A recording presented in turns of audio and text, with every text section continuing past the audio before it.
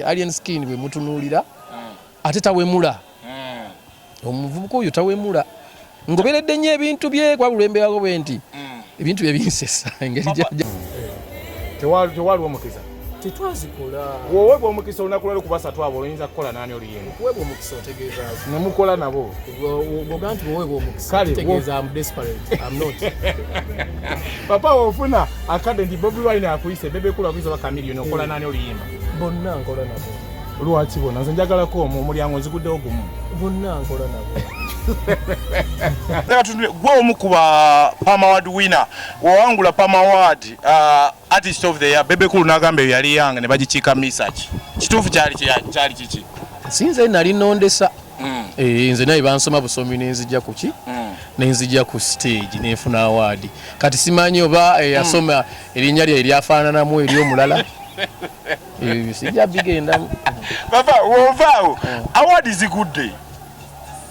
kyekisudde award ebibuzo byombuza byakulumba bantu ate sikyagala tubeeyo music waffe papa music akyuse ennaku za leero omuyimbi ayita ku TikTok ennaku 2-3 ng'akubye edda kyali kitya okuyitawo ne kakati kyanguwamu obedda kyekyali kyanguwamu kuba TV twalina TV M2 UBC WBS nebisigadde ne tuyitawo olunaku lwaleero tulina TV mu radio buli mulembe guba n'ebyagwo era buli mulembe ogwo bwe gujja ebiba bizze babyeyagaliramu abaliwo by then twali tumanyi bwe tukola ngero omanyi oluyimba lwo bwe luyita ku CBS ensi yonna eruwulidde okitegedde naye nakati essaawa eno TikTok bwebaawo kitegeeza ensi ekuze kati ekikulu kya byonna kiri kimunzi kyendaba mu mikutu gino nti tukyagaanye okumanya nti emikutu egyo business era osobola okukozesa emikutu egyo n'ogaggawala nga togenze na ku kizimbe kupangisa mu dduuka n'okozesa awo n'omanya nti nno kakati platforms zange zino eza social media nsobola okugaggawalirako bakastomers bange bagenda kunsanga kuno nti nga nze omuyimbi mbwe nkozesa TikTok account yange neba nnungi, Facebook account yange neba ngetambula, YouTube account yange neba ngetambula, 2020 nja kuba ndi awo nga akasente kagenda ku account nga kaflowing ko AdSense ngesasula bulungi sente zange. Ekyo kye tulina okumanya. Naye kati obuzibu wakati mu kunoonya content mutandise okuwemula abantu. Papa bali abayo muti. Obanga kati bwendi wano nempemula go wa page yo nogano kijja namu no posting nga mpemudde so nga tuwandi badde okisalamu kireme genda ku page yo naye golokuba nawe oyagala views oyagala biki akantu katambule akasente kagweye eri ku account ng'okirekawo tuzikozese bulungi emikutu gino tugikozese bulungi kubanga eri gye giva bagikozesa bulungi era bagikola for business naye kati ffe ate twandise gikozesa kulaga bitundu byaffe byakyama tugitandise kugira kuvuluga muntu n'okuvuluga gunokeera leero n'ovuluga ono enkya n'okeera n'ovuluga ono lwokera bona avuluga abantu bataano abagoberezi bajja kutuuka bagayina naye lwaki lupi buli lwajja aba avuluga talinayo lwajja nga alina gwasiima Papa TikTok eno weze noba omu kuba bafani bayo abanyumirwa abamu kubayimbi abaze utwali tuwayamu nonyumirwa nongamba omusajja yo Alien Skin akubye Alien Skin tagwa mu character yo tayimba kye wali oyimbyeko temufaanagana wadde any single moment lwaki Alien Skin mubaze bambi banje abazze binjaga banje abaliwo naye Alien Skin sigaye ndi gwe nsinga okunyumirwa naye mwagala olw'ensonga mulaba nti ye munda muyiye mulimu ekintu ekirala ekyetaaga okuliisa kikule ate okusinziira gyakulidde gyavudde adde musajja wa ghetto neerwanako okutuuka watuuse olabanga bw'abanga mugezi ojja omutunule ng'ayogera ng'omubuuzizza ekibuuzo kigenderere njalo kigenderere saagala olowooze nti nno oyo omwana musiru si musiru bw'ojja omugendere ng'omubuuza ekibuuzo engeri gyakikuddamu kitegeeza mugezi agamba musumbu alina ekintu kye kyayagala alina ekintu mu ye kyetaaga Alien Skin bwe mutunuulira ate tawemula omuvubuka oyo tawemula ngoberedde nnyo ebintu bye kwa bulembeako bwe nti ebintu bye binsesa engeri gyaddamu ebintu bye naye tawemula alina kakarakita kana ak'okukwata ku luwombo lw'ebusaabala n'agenda n'akwata luno lw'enakawuka n'atambula nalwo mu kaveera ekasenge atambula nnyo ewantu w'ekasenge eyo ekyo kimulekawa ne audience gy'azimba ento naddala ng'akakoola ako takajja mu ttama oluwombo lwe luliwa anti ke gakoola oluwembo lw'ebusaabala ebusaabala gye biva yeyo just luyite eyo waliwo eyayite eyo buuza ekibuuzo nga tekirumba muntu awo njoka enkiddemu papa mbuuza kale atambula nnyo n'akakoola kiraga ki eri image y'abavubuka abato kiri kyeggambye nti omwana oyo akulidde mu ghetto nga talina maama talina taata okitegedde kakati kitegeeza bambi alina byakuze oba oli awo nga tamanyi nti bibi akulidde mu mbeera ng'okufuna ekyokulya kyakulwanira kyakuswama okitegedde kakati essaawa eno akulaba ate alina watuuse alabanga alina watuuse ate gwe weefuula nti gwe yalamutegeerera gwe yalamugiragira naye ekikulu kiri ekintu kimu bw'omukwata obulungi kati wali we yajjira nga alina bw'ayambala kati bw'omutunuulira ayambala bulungi era n'omusanga ng'olaba omusajja ali smart okitegedde omusajja oyo nze ndowooza kijja kuba testimony ennene nnyo eri abaana abali mu ghetto singa anaakwatibwa obulungi akakoola bwe obuntu obutono bw'osobola ogenda ng'omujja omuntu tawona mulundi gumu nti ne bw'obanga olina olwadde malaria olukuba empisa esooka towonerawo olindamu endala ogenda oyogera naye bugenda nti kano nno munnange si kalungi kano nno munnange si kalungi kyova olaba nti nno singa tubadde mu nsi ziri ezirina bamanagers abalungi bahandlers abalungi ne bakwatako oyo omwana adde ajja kukuba endongo weewuunye papa kayimba ki kosinga okunyumira kalien skin abatuloga mufunayo akadde ne mutukeberako ate kale tozikiza loko down akolako ayazime twali ya mmere y'enkoko katulidde emmere y'enkoko kwegola engeri gyayimbamu ebintu bye ayina ekintu muye ayina asobola okuvaamu n'ekisinga awo naffe abaatuzuula tebaatuzuula nga tulinga bwe tuli wabula baatulengera ne bagamba aliko ebitakataka naye bw'onaaza ebitakataka munda mu ye mulimu zaabu industry ekyagaba second chance papa ani yagigaana ogigaba abayimbi bazze bangi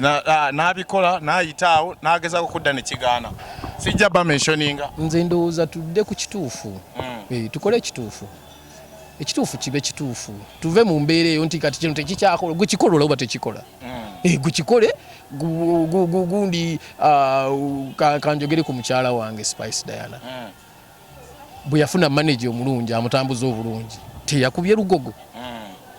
okitegedde naye bwe yali atandika abantu bamulanga nga akawala akali awo akatajja kusobola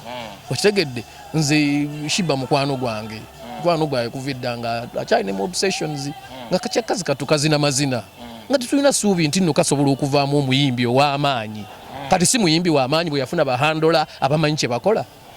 okitegedde so kati nze kyeŋŋamba nti nno abaana abalina talents mwebali singa ne ogundi tufunayo abayita bamanagers waliwo abagaba bamanagers naye nga si bamanagers bulungi nga naye ku muntu oyo atunulira omuyimbi n'asobola okuba nti afunye oluyimba olungi namugamba oyambadde awo bubi namugamba kakati wano yimba bwoti namugamba wano togendawo tukole bwe tuti abantu abo banaawera ebitone mu Uganda mwebirimu papa awo wennyini njagala tutunulire entalo ogenda kukwatamu taata oyongereyo njagala tutunulire entalo mu industry we mwakubira mwe tewali nnyo ntalo saidi yammwe BebeCool Bobi Wine Chameleone entalo ne zitaama olunaku lwaleero tulaba nti industry ebadde esirise nevaayo omuliro nabo mubawe muwatwa gwabwe nabo bayitaawo n'abalala bwe batyo kuba nedda byaliwo kuba naffe wetwayimbira wetwayimutikira nga baragaddi weebali bashanks vividinga weebali ngera bakuba ekyabwe ne tukuba ekyaffe ne bamuzeeyi kafeero ne bakuba ekyabwe era buli omu n'akubira gy'akubidde era buli omu n'aba bulungi nakati kisoboka kubanga audience eno etumala kakati gwe ali ku radio bali ku TV golooza nti bona okuba oluyimba lwa Mesach mami nzize olwakawala kokwana kagambe nti nno olukaddi oli mukadde okitegedde tori stylish naye nze kati kankubule teyakula ngadda buto ogenda kukula ng'ennyimba ezo zoyagala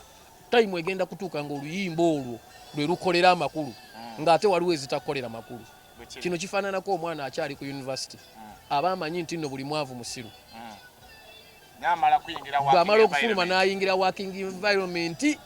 n'alaba nti bakumma omulimu n'alaba nti nno HR ayinako byakuzaamu nagasooka kano ndyoke njire bwe nti watandikire okumanya nti nno si buli mwavu muki si buli mwavu musiru so nze mbagamba ekintu kimu nti music ono tagwanga ate music ono nga tuli wane Uganda abakuba babiri international bakube era tukyagala nabo bagende kwa ne Nigeria eri abayimbi abayimbira mu Nigeria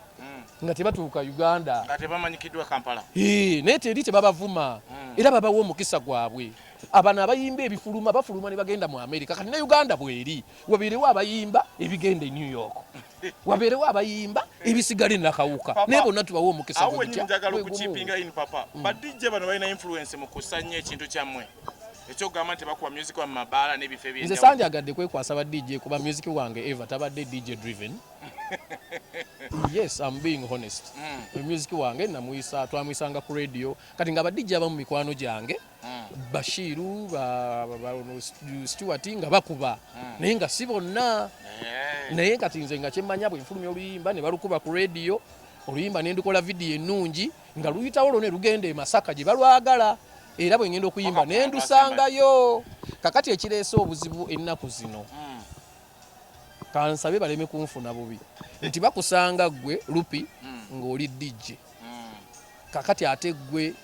aline ku TV ate gwe aline ku radio kati odidde club ogitutte ku TV ogitutte ne ku radio kakati kitegeezo ongobyeyo ne gye mbadde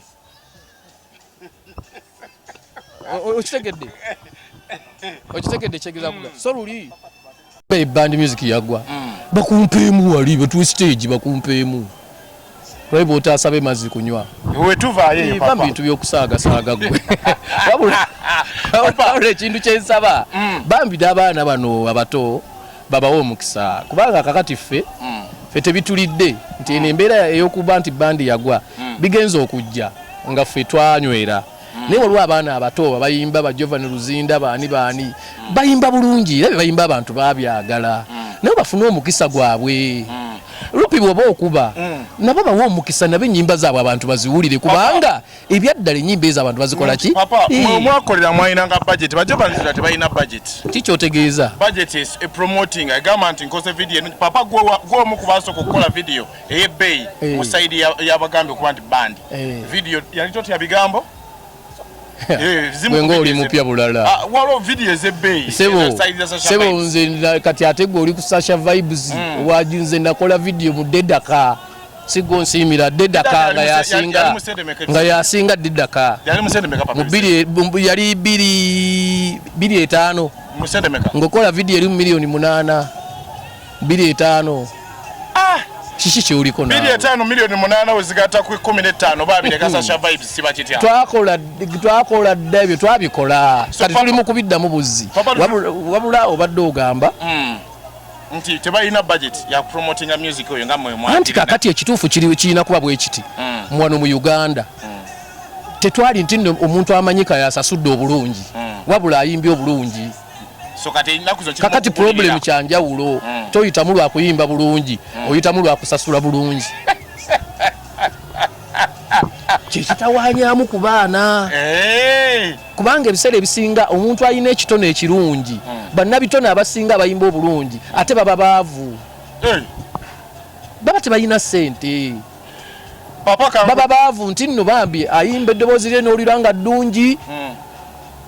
naye nga sente tazina zajja kuwa lupi ate amale awe omulala ate amale awe ono nga bambi tazirina naye ate nga ate ne ba managers tebaliiwo nti kuba manager yeyandizudde omwana oyo n'agaka muteekemu sente naye naye takola ki taliiwo kati ekintu kasita kyajja okuba nti nno sente ze zisalawo kyovula nti nno ate biri ebitone weebali abayimba obulungi naye waliwo ebitone ate bye tufiirwa nga nabyo birungi nnyo naye olwokuba tebirina sente papa kankuje naye twetagenda ku nga bbiri nga tuwayamu kuba nina kanayo kyani wana papa